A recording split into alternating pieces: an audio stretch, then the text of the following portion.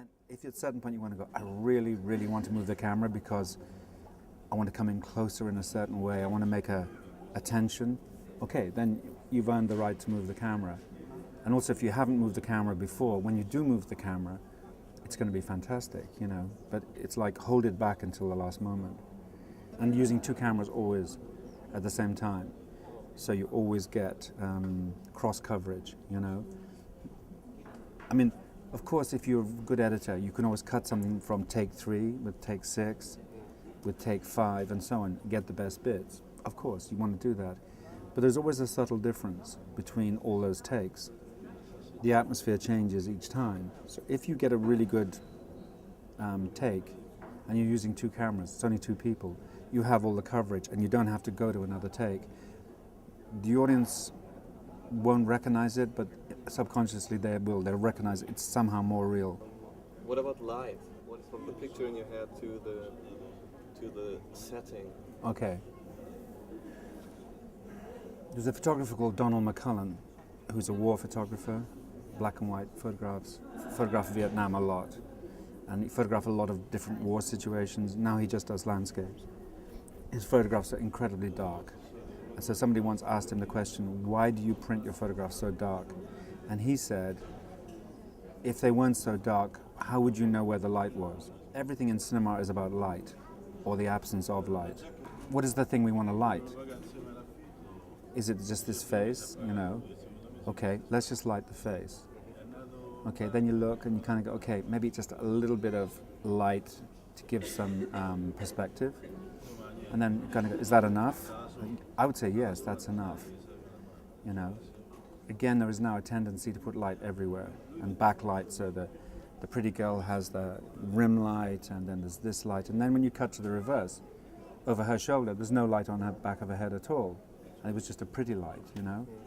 So, and I find when I watch that, I completely come out of the drama because I know that it's a different time and a different place, you know. If you start with almost no light at all, then, and you stay in that mode, then it's going to be more believable. And I think when people sit in a dark room and they watch an image, they actually want to see a very clear idea of where the focus is on the screen. So again, I like, you know, certain Godard films where the cinematographer just uses a single light from a window, you know, like painters do. Chiaroscuro lighting. It's very, very simple, and it's the best. I hate lights. I hate it when, you know, like that whole thing of like a lot of light, and the way video looks so awful sometimes because someone once said, oh, with video you really need to light it. It's such crap. You don't. It's the opposite. Video is at its most beautiful when there is no light. Like, I don't know what it looks like now, and you're looking at me, so that's not so good, but this to me is the best light of the day. The sun has gone, there's soft light everywhere. You look good, everybody's looking good, you know. What can you tell us about what makes a really good soundtrack for a movie? It's the same as light. Start with nothing. Put the most simple sound in. If that starts to work, then just the same as you want to put a little bit more perspective in, then just put, for example, you know, most scenes work best with low sound. Strings, cellos, violas, some basses, but just like in a very simple chord or something like that. Nothing complicated. Very, very quiet, just sitting there. And it immediately takes the atmosphere up a little bit. Then to give some perspective, maybe just a little piano phrase, some high frequency, but not a lot, just to let you know that there is this range. That's all you need to tell the audience, you know? Or if you want to make obviously sometimes you want to make a big sound, but for the most part, music should function under the film, not on the film. Now what's happened in American composition is this funny thing, I call it music for one-fingered pianist, you know, and it comes from TV music, where they go like, ding, ding, ding, ding, ding, ding, ding, dong. And then it's like, and then that becomes apparently the theme. And you just imagine in the session when the guy's kind of going, like bad typist, you know. The borderlines when creating a movie. There are none. I mean, what's the story?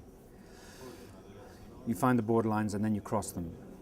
You know, it's like, it's a good question. It's like whatever you're doing, try and define where the fence is, and then try and jump over the fence. Don't go too far, but always to define the border, you have to cross the border. If you stay inside the border, then no one knows where the border is, you know? So when you cross the border, people have to kind of go, oh, cross the border, you know? And that's a very subtle psychological game that you play within the genre and within the story in particular, you know? You direct and score your movies. Do you already have an inner melody when you know? No. I mean, you have a sensibility when you're making a film. That's a subconscious musical sensibility. So when you, let's say I'm filming a person and the scene is psychologically a little bit tense, you have a choice, you know, with the camera. Do you literally physically move the camera closer, or do you leave the camera where it is and you very slowly zoom forward, which is what I prefer. So I like to set the zoom on the absolutely minimum speed, so the audience don't even know the camera's moving, but subconsciously they kind of go, it's getting a little bit claustrophobic. And as soon as you do that, you know there's a certain kind of music or sound that you can put with this camera movement that also makes the audience feel, something's not so good, you know? And so I would say rather than a melody or something like that, you know, at this point there's a certain texture that's going to work with the camera move. That's the function of music, is psychology. And then you disguise it and say, oh, it's actually music, but it's not. It's psychology. You know, it's atmosphere, it's tension. And that's why I say if you study music just a little bit, just so you know the difference between a major chord and a minor chord and a fifth and a drone, so you can actually say to the composer, I think this should be very simple, just a fifth. In idiot speak, happiness or sadness, you know?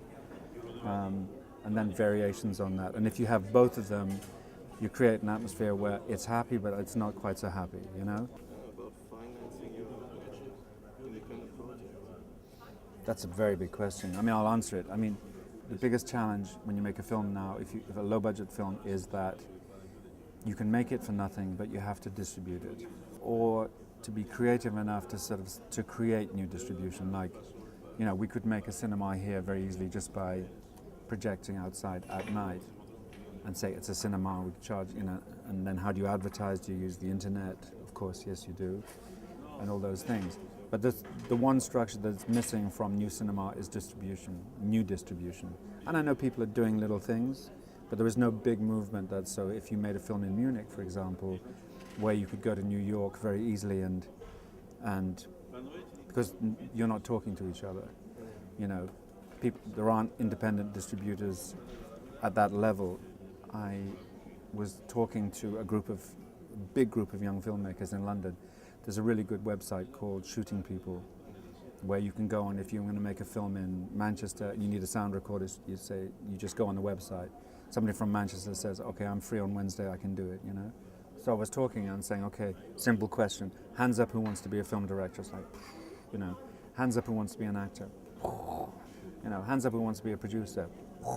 And then I said, hands up who wants to be a distributor. And it's like, one hand went up, you know, out of like 1,000 people. And I said, that's the problem.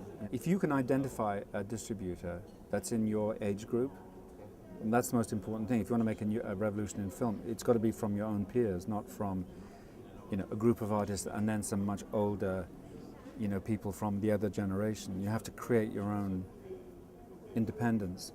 And to be truly independent, you can't depend on, you know, another system. Well, in one way, I am still dependent because there's still my paycheck, you know. So I'll go next week and try and get a film in order to pay for the next 4 years, you know. I don't know any other way of earning enough money to create independence for myself, because the films that I've made in the last 2 years made no money. I didn't get paid. The photography projects I didn't get any money. I did them all because they're great things to do, but I subsidized them from the Disney film I made 3.5 years ago. You know, I don't know the answer to that. Anyway, good luck. Thank you.